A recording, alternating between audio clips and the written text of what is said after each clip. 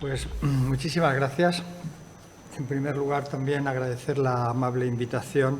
Para mí es un privilegio también el poder participar en estas jornadas tan interesantes. He tenido ocasión de asistir, no a todas las ponencias, desafortunadamente, pero sí durante 2 jornadas me han parecido muy interesantes. Además, bueno, no solo por la temática, sino también por la proximidad a algunas de las cuestiones que se abordaban, ¿no? Siempre me preocuparon el tema de las humanidades médicas, el tema de la historia de la medicina. Tuve el privilegio de tener como profesor de historia de la medicina durante la carrera a don Pedro Lainentralgo, ¿no? Nada menos.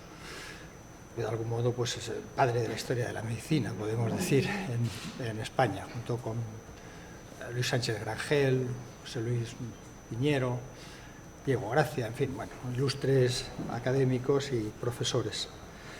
Bueno, pues para hablar de la salud pública y la atención sanitaria tras la pandemia de la COVID-19.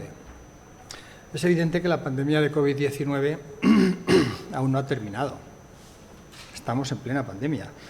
Resulta cuando menos excesivamente aventurado y pretencioso hablar sobre el futuro de la salud pública y de la atención sanitaria cuando no ha finalizado y cuyos datos sugieren que se está agravando además de nuevo día a día. No hay más que ver un poco las noticias en los medios de comunicación.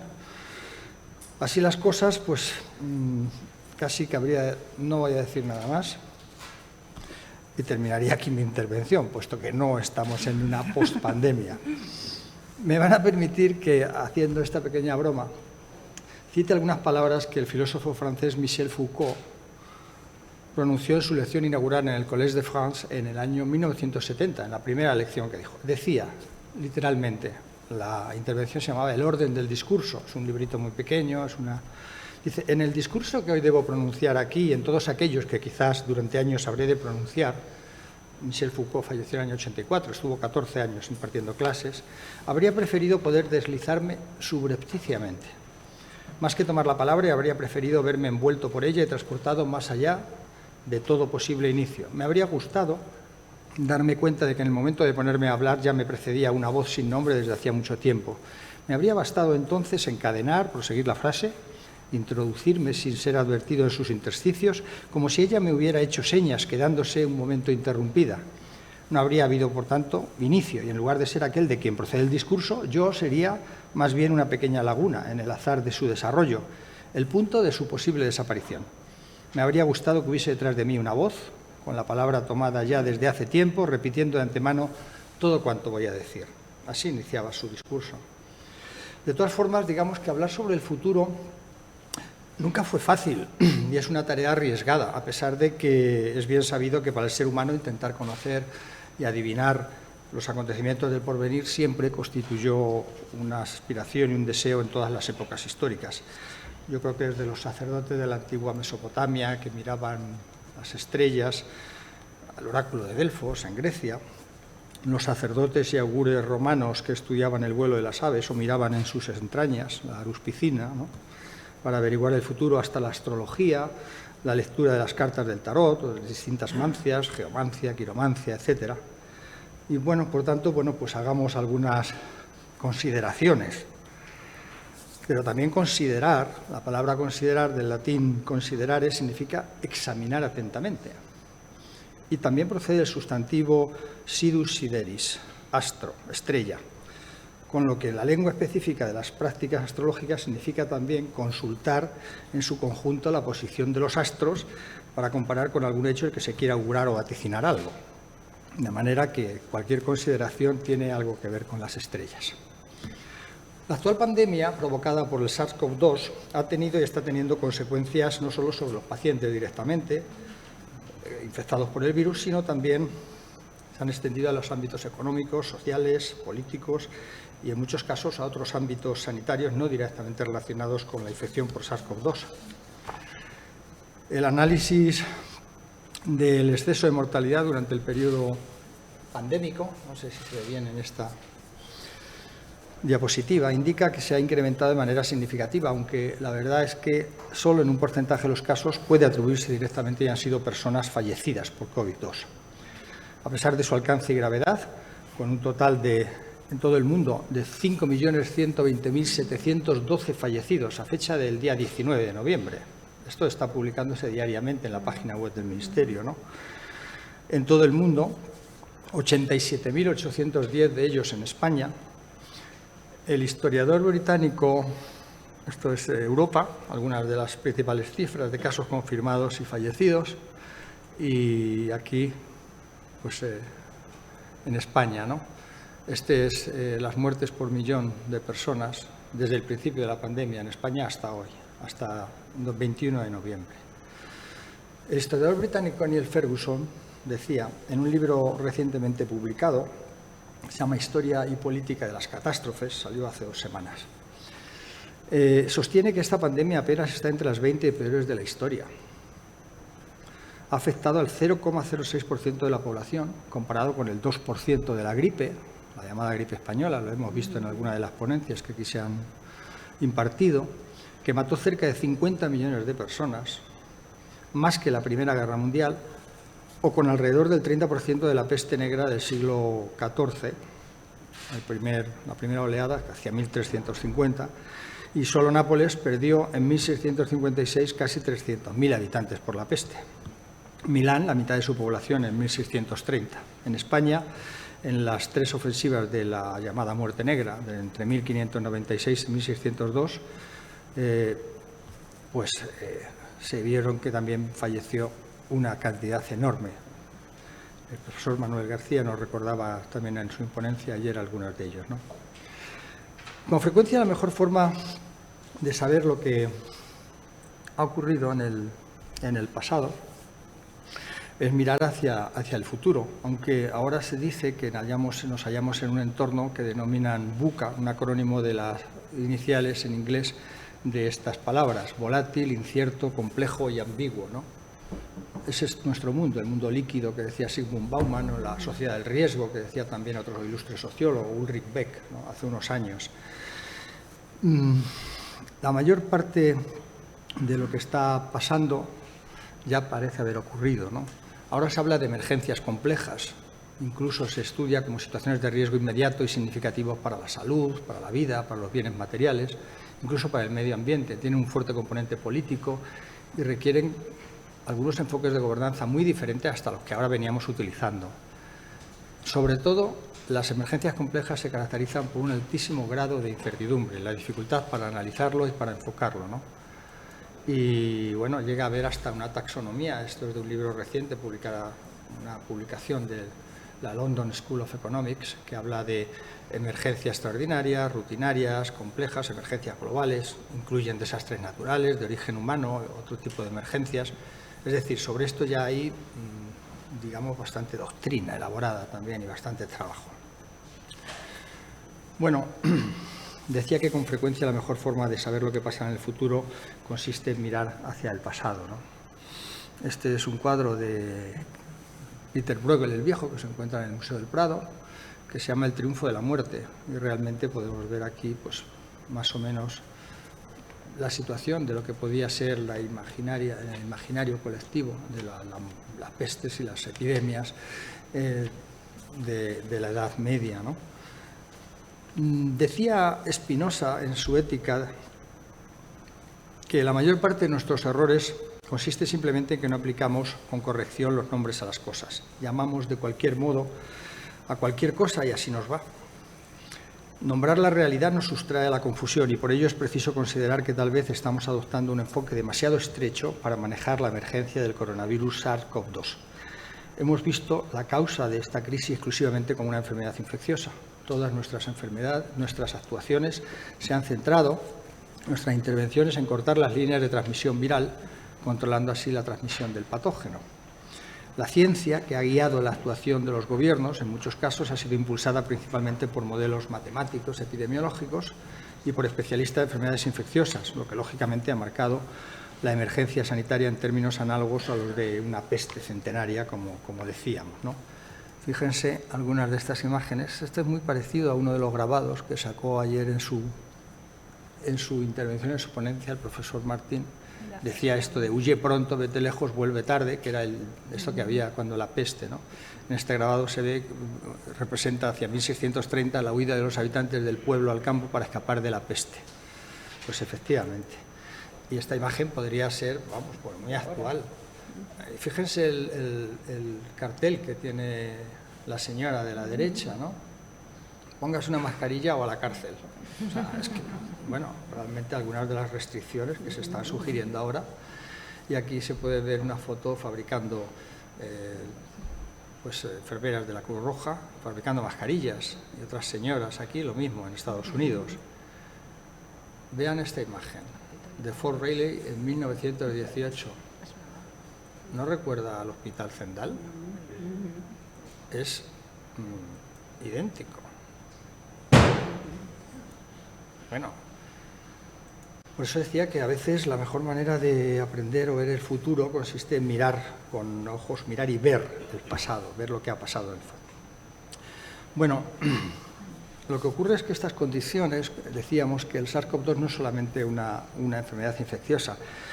Estas enfermedades transmisibles se agrupan dentro de los grupos sociales de acuerdo con patrones de desigualdad que están profundamente arraigados en la sociedad actual, y la agregación de estas enfermedades en un contexto también de disparidad social y económica exacerba los efectos adversos de cada enfermedad. La de la COVID-19 no es una pandemia, es una sindemia. Esa es la terminología adecuada. Es decir, la suma de dos o más epidemias o brotes de enfermedades concurrentes o secuenciales en una población con interacciones biológicas que además exacerban el pronóstico y carga de la enfermedad. La naturaleza sindémica de la amenaza que enfrentamos pues significa que se necesita un enfoque más matizado si de verdad queremos proteger la salud de nuestras comunidades. La palabra sindemia, la noción, el concepto de sindemia, se acuñó y fue concebido por primera vez por un antropólogo médico estadounidense, Merrill Singer, en la década de 1990. En un artículo que publicó en el Lancet en 2017, hace 4 años, Singer argumentaba que un enfoque sindémico revela interacciones biológicas y sociales que son importantes para el pronóstico y el tratamiento y para la política sanitaria a la hora de adoptar políticas públicas. El modelo sindémico de salud pone el foco en el complejo biosocial, es decir, en las enfermedades copresentes o secuenciales que interactúan entre sí y en los factores sociales y ambientales que promueven y potencian los efectos negativos de la interacción de las enfermedades. Este enfoque emergente de la concepción de la salud y de la enfermedad y la práctica clínica reconfigura la comprensión histórica convencional de las enfermedades como entidades distintas de la naturaleza. Esto arranca del siglo XVIII, de la nosografía y la nosología. El hecho de considerar las enfermedades como entes propios, con unas características. Estábamos en la época del Linneo, más o menos era lo que se hacía con las plantas y los animales, ¿no? Por el contrario, estos factores del enfoque sindémico lo que hacen es interactuar de manera sinérgica de diversas formas y en la población en general. Tiene un impacto sustancial en la salud de las personas. Y más específicamente, un enfoque sindémico lo que hace es examinar por qué ciertas enfermedades se agrupan, es decir, múltiples enfermedades que afectan a individuos y grupos, las vías a través de las cuales interactúan y dentro de las poblaciones esas personas y esos grupos concretos. Por lo tanto, multiplican su carga general de morbilidad y las formas en que los entornos sociales, especialmente condiciones de desigualdad e injusticia social, contribuyen a la agrupación e interacción de enfermedades. Es también la percepción de la vulnerabilidad. Todo ello está estrechamente relacionado y tiene mucho que ver con la concepción sobre los determinantes sociales de la salud. Se hablaba de ello también en una de las ponencias, y las desigualdades que hay sobre salud. Bueno, pues este es un esquema, un gráfico de un epidemiólogo del año 76, donde hablaba de cuáles eran realmente los determinantes del estado de la salud. Fíjense que la biología humana, es decir, la herencia, el entorno, el medio ambiente, el estilo de vida o el modo de vida y luego el sistema de cuidados son los 4 principales determinantes que contribuyen al estado de salud o de enfermedad. Pero fíjense, en el lado derecho de esa columna, en realidad, estos son cifras del año, pero no han cambiado sustancialmente, del año 76 en Estados Unidos, el porcentaje que se destina presupuestariamente a ello, ¿no? es inversamente proporcional a la importancia en realidad que tienen cada uno de estos determinantes lo que se gasta. Y esto ha evolucionado, ha habido varios modelos, el modelo desde los estilos de vida del individuo, las redes sociales, del entorno, comunitarias. Finalmente, las condiciones socioeconómicas, culturales y ambientales determinan en gran medida el nivel de salud o de enfermedad de las personas. Este modelo, en España se hizo en el año 2010 la Comisión para Reducir las Desigualdades en Salud. Se crearon unas comisiones con las comunidades autónomas también, donde hablaban de los determinantes estructurales de las desigualdades de salud, determinantes intermedios y determinantes finales que contribuían a estas situaciones de desigualdad. Está pues bastante estudiado, pero fíjense, en el año 2000 ya, hablando de pandemias y de epidemias, Malcolm Gladwell, en un libro que tuvo mucho éxito, se llama The Tipping Point. Aquí en España se llamó La clave del éxito o una cosa así. En el año 2000, como decía que la epidemia de SIDA, por ejemplo, es fundamentalmente un fenómeno social. Es decir, se extiende más por las estructuras sociales y la pobreza y los prejuicios y la personalidad misma de la comunidad, de modo que para su transmisión es menos importante la biología que la sociología. Mutatis mutandi, podíamos también incluir aquí el SARS-CoV-2. Por tanto, reducir y limitar el daño causado por esta pandemia del SARS-CoV-2 exigirá prestar mucha más atención a las enfermedades crónicas no transmisibles y a la desigualdad socioeconómica de la que se ha hecho hasta ahora. Una sindemia no es simplemente una comorbilidad con distintos procesos. Las sindemias se caracterizan por interacciones biológicas y sociales profundas entre condiciones y estados, interacciones que aumentan la susceptibilidad de una persona a sufrir daños o que empeoran su estado de salud.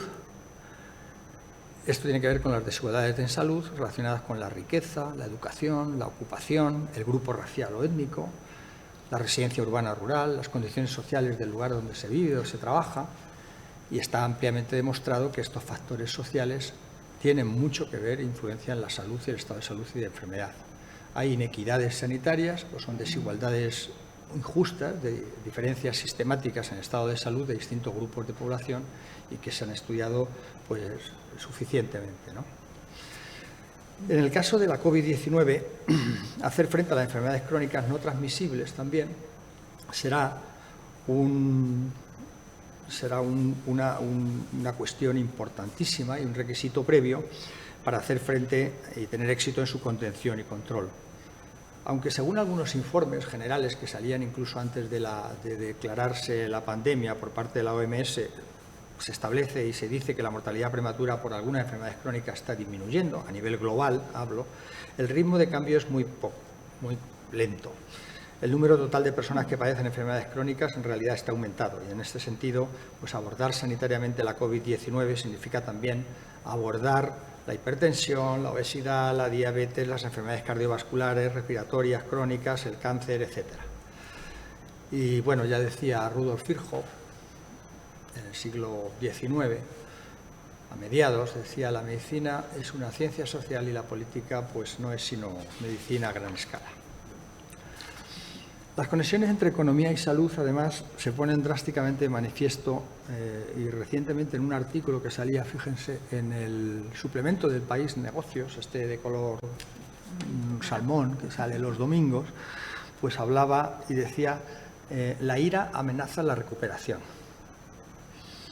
La desigual salida de la crisis sanitaria, la inequidad, las revueltas, el mayor empobrecimiento auguran una década de malestar social y más enfrentamiento, decía el artículo.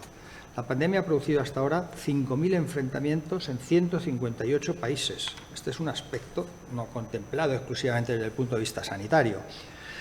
Estas revueltas y estos enfrentamientos detrajeron 15 billones de dólares a la riqueza mundial el pasado año, un 11,6% de su riqueza, del PIB, o el equivalente a 2.000 euros por habitantes, decía. Bueno, la pandemia lo que ha dejado ver es que hay una situación de desigualdad y la causa más importante de ese descontento social es el que el crecimiento económico no se ha compartido, algo que también dice un ilustre profesor de economía del MIT, Daron Acemoglu, que es un candidato de estos que se hablan para el premio Nobel, ¿no? Bueno, algunos países como Túnez, Francia, Estados Unidos, Hong Kong, recientemente en las noticias, si recuerdan, Sudáfrica, son buenos ejemplos de ello, de estas revueltas, ¿no? Y aquí se analiza incluso países que mejoran o empeoran en los últimos años. Y algunos de ellos la situación de la pandemia pues, ha empeorado, ¿no? Bueno, pues esta es la situación que hay. Realmente la pandemia de coronavirus también, por otro lado, ha causado la mayor caída de la esperanza de vida en los países occidentales en la Segunda Guerra Mundial. Este es el caso de los hombres, para estos países ahí, y el caso de las mujeres igual, ¿no? Aquí se ve la pérdida, realmente la esperanza de vida ha retrocedido, al menos casi un par de años, en hombres o en mujeres, ¿no? Se comprueba en los distintos países. En sus recuerdos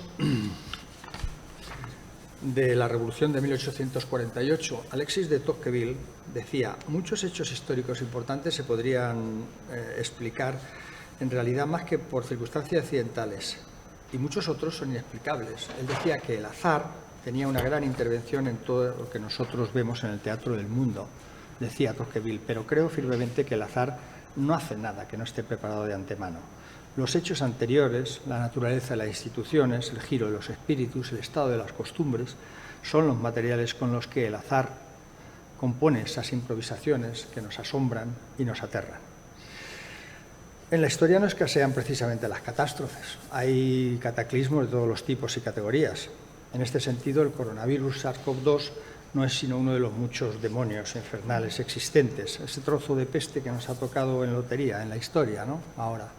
Pero si recordamos, mirando hacia atrás también algunas de las cosas, bueno, recordarán este volcán que en el año 2010, un volcán islandés que inundó de ceniza los cielos de Europa e impidió durante 2 o 3 semanas el vuelo de cualquier avión, los transportes y tal, ¿no? Este, el SARS-CoV-2, también de improviso, apareció a finales del año 2019, ¿no? Hace pocos meses, en marzo del 2021, encalló en el canal de Suez este barco lleno de contenedores y supuso que se cambiaron por completo las rutas de transporte marítimo, hizo que subiera la energía, el petróleo, etcétera. Un accidente de este tipo, ¿no? Provocado. Fíjense en qué medida el azar está suponiendo también ese azar, ¿no? Bueno, por no hablar del volcán de La Palma, ¿no? De hace 2 meses, en septiembre. Bueno, no sé si conocen este libro que se publicó en el año 2007. Antes del descubrimiento de Australia, los habitantes del Viejo Mundo estaban convencidos, antes del siglo XVIII, de que todos los cisnes eran blancos. Todos los cisnes en el hemisferio norte y en el occidente eran blancos. Una creencia irrefutable, pues parecía que las pruebas empíricas que lo confirmaban en su totalidad. Nadie había visto un ave negra de estas características. La visión del primer cisne negro pudo ser una sorpresa interesante para algunos ornitólogos, pero la importancia de la historia no radica aquí. Este hecho lo que viene a ilustrar, en realidad, este libro que publicó Nassim Nicholas Taleb, que es un matemático y financiero de origen libanés, nacionalizado norteamericano, pues en realidad ilustra una grave limitación de nuestro aprendizaje y de nuestro conocimiento a partir de la observación y de la experiencia, del puro empirismo, ¿no? La fragilidad en la que muchas veces asentamos lo que sabemos. Una sola observación puede invalidar una afirmación generalizada derivada de miles de visiones confirmatorias de millones de cisnes blancos en este caso, ¿no?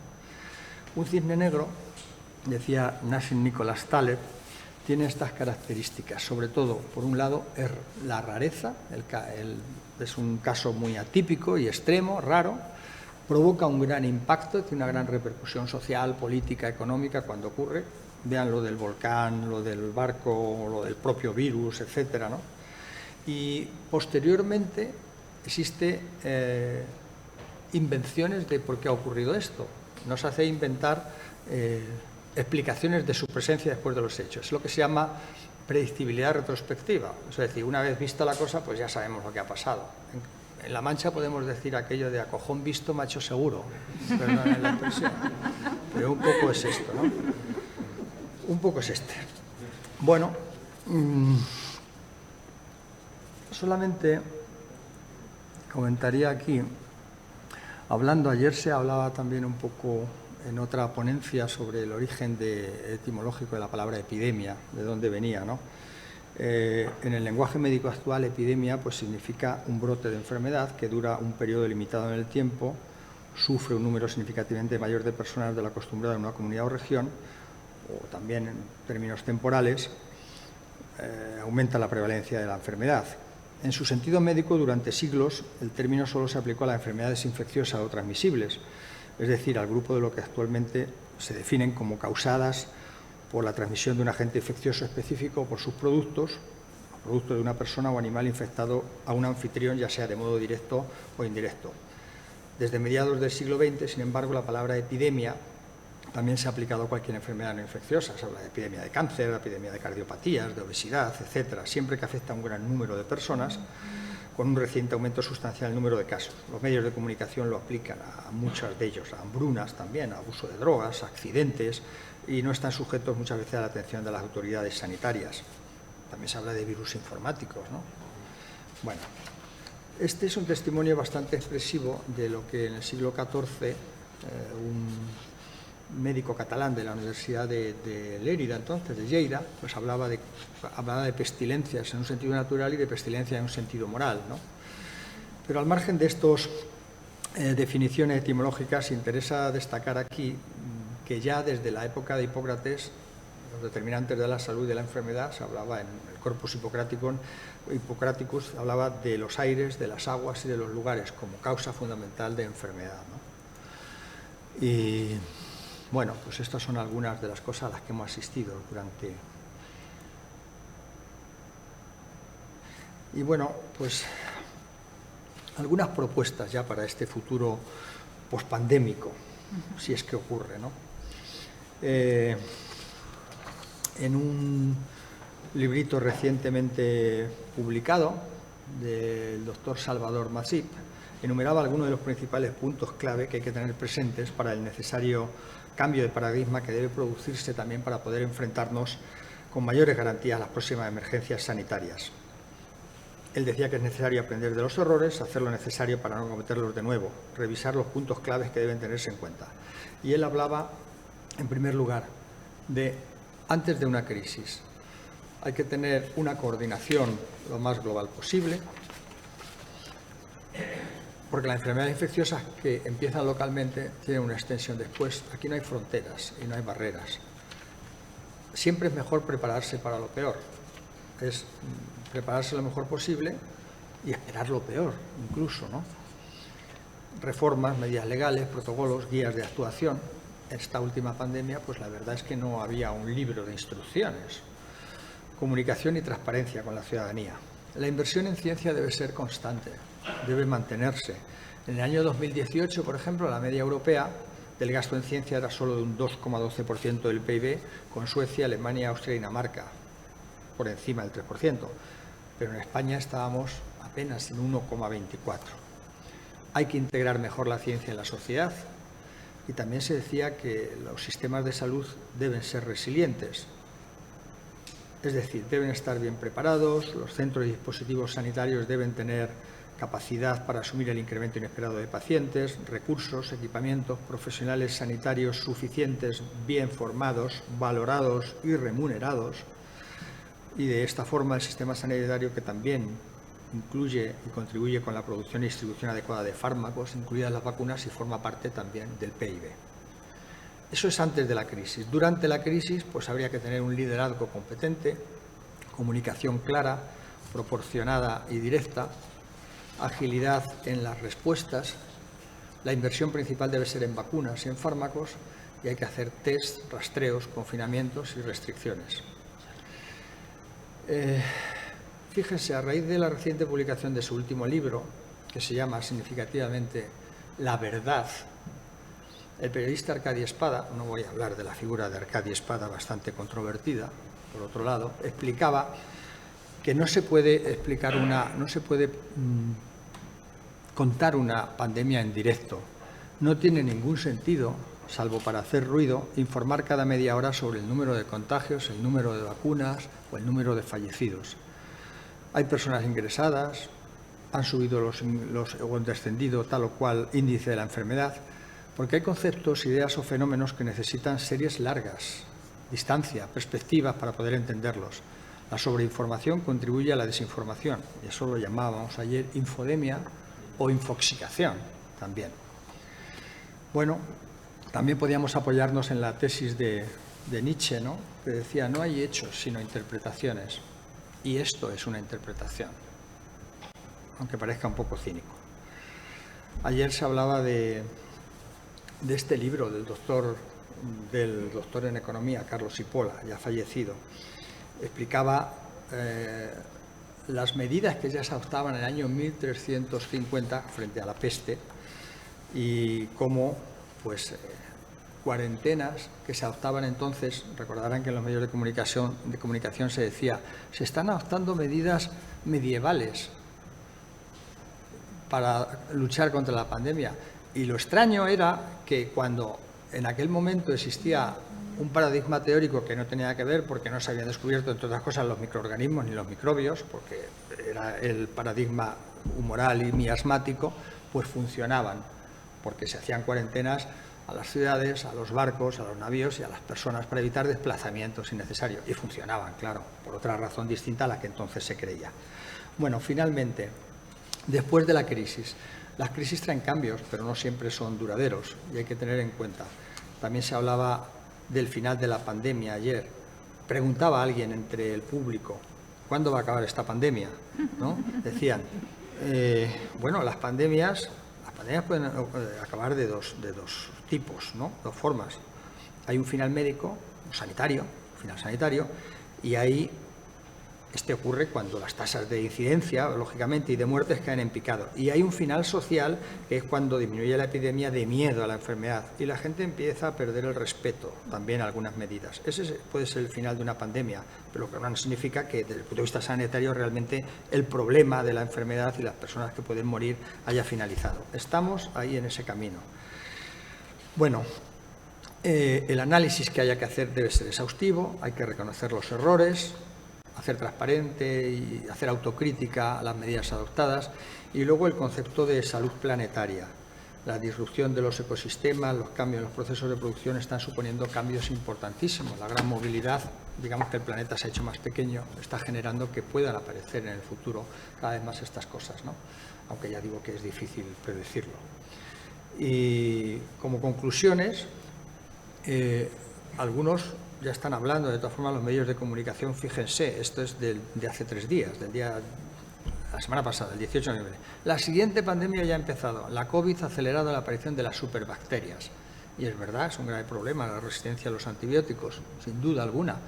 Pero, bueno, empezar amedrentando, digamos, a la ciudadanía no parece que sea una política de comunicación muy acertada. Conclusiones. El doctor Macid dice estas que están aquí, fíjense, les invito a que eso. 20. Los microorganismos son uno de los principales riesgos, no hay fronteras, habrá más pandemias, sin duda. La respuesta tiene que ser con esa coordinación, hay que tener un protocolo genérico de actuación, evitar la improvisación de todo lo posible, hay que confiar en lo que pasará a lo mejor, pero hay que estar preparados para lo peor. El sistema sanitario resiliente, universal, gratuito, facilitar tiempo y recursos, incorporar mejor a los científicos a la toma de decisiones, implicar más a la población y tener preparada una legislación que permita responder con firmeza a la crisis, ser respetuosos con el entorno, asegurar la cooperación, en fin, bueno, una serie de medidas, de conclusiones que yo creo que avanzan lo que tenemos que hacer para el futuro, ¿no? Algunas consultoras especializadas pues también han hablado de que prevención, planificación, medición de resultados serían los ejes de los sistemas sanitarios tras la pandemia. Básicamente esto, trabajar en prevención y atención precoz, planificar el futuro, recoger los frutos de la digitalización y centrarse en las personas y los resultados en salud. Esto tendría que ver con la humanización, que podemos hablar después en el coloquio. Y bueno, desde el Ministerio ya se han hecho cosas también. Se hizo un plan de acción para la transformación del Sistema Nacional de Salud en la era COVID-19. Otra cosa es que pueda, como dirían, desarrollarse, ponerse en marcha e implementarse. Se confía mucho en los fondos de recuperación y resiliencia, una serie de objetivos, y con una serie de necesidades que están bien diagnosticadas y son bien sabidas, ¿no? En cualquier caso, tenemos que seguir manteniendo este Sistema Nacional de Salud del que yo creo que estamos orgullosos. Y la última diapositiva, 10 consejos para una mejor salud desde una perspectiva de los determinantes de salud. Fíjense, aunque parezca broma, esto sería un poco como aquella revista de La Codorniz que decía tiemble después de haber reído, ¿no? No ser pobre, no tener padres pobres, tener un coche, no trabajar en un puesto estresante en el que no te pagan lo suficiente, no vivir en una vivienda húmeda ni de baja calidad, tener suficientes ingresos para poder permitirte vacaciones en el extranjero, no perder tu trabajo y no entrar en situación de desempleo, si estás enfermo, eres discapacitado o desempleado, obtener todos los beneficios del sistema de bienestar, ¿no?, a los que tengas derecho, no vivir al lado de una carretera principal con mucho tráfico o de una fábrica contaminante, y aprender a rellenar los formularios complejos de los subsidios de vivienda, de los solicitudes de asilo, antes de quedarse indigente, ¿no? Bueno, estos son algunos de estos consejos. No sé si recordarán esta película, Soylent Green, se llamaba Cuando el destino nos alcance. Hace ya 50 años, se cumplen el año que viene que se estrenó. Y realmente, bueno, era una película un poco de una distopía de estas de ficción científica que dicen, pero bueno, aconsejable. Nada más por mi parte. Muchas gracias.